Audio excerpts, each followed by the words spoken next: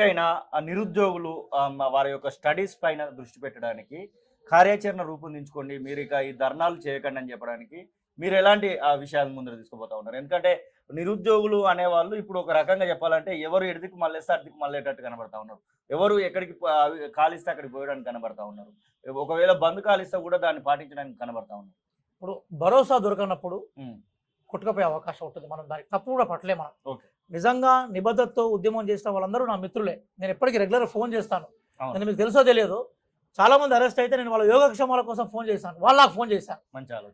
అక్కడ పోలీస్ ఆఫీసర్లతో కూడా ఒకటి సందర్భాల్లో మాట్లాడినది నా వీడియో రికార్డ్, నా ఫోన్ రికార్డ్ అని మీకు ఇస్తాను.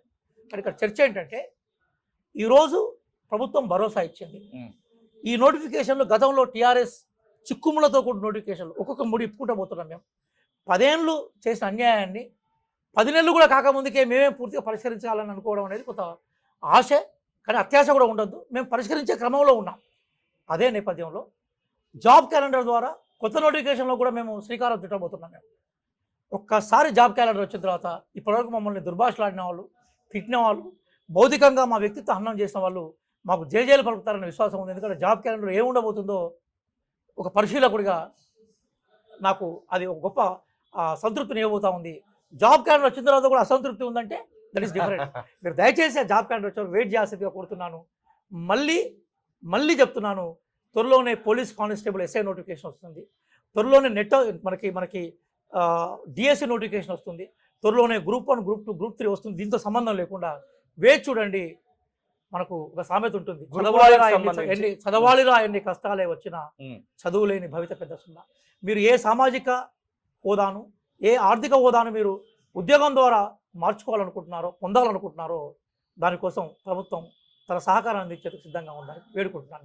గురుకులాలకు సంబంధించి బ్యాక్లాగ్ పోస్టులు 1200 నుంచి 1500 మిగిలిపోయి ఉన్నాయి. ఆ బ్యాక్లాగ్ పోస్టులను నింపాల్సిందే అనేటువంటి మాట వినబడతా ఉంది. గురుకులాల వాళ్ళు కూడా ధర్నా చౌక్ వద్ద వాళ్ళ యొక్క నిరసనను కూడా తెలియజేస్తున్నటువంటి సందర్భాలు మనం చూసాం.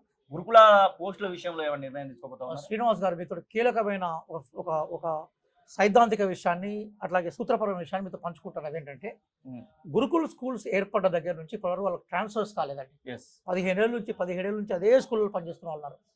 ఫస్ట్ వాళ్ళ ట్రాన్స్ఫర్స్ ప్రక్రియ మీద ప్రభుత్వం ఫోకస్ చేసి సీనియారిటీ లిస్ట్ను అవుట్ చేసింది.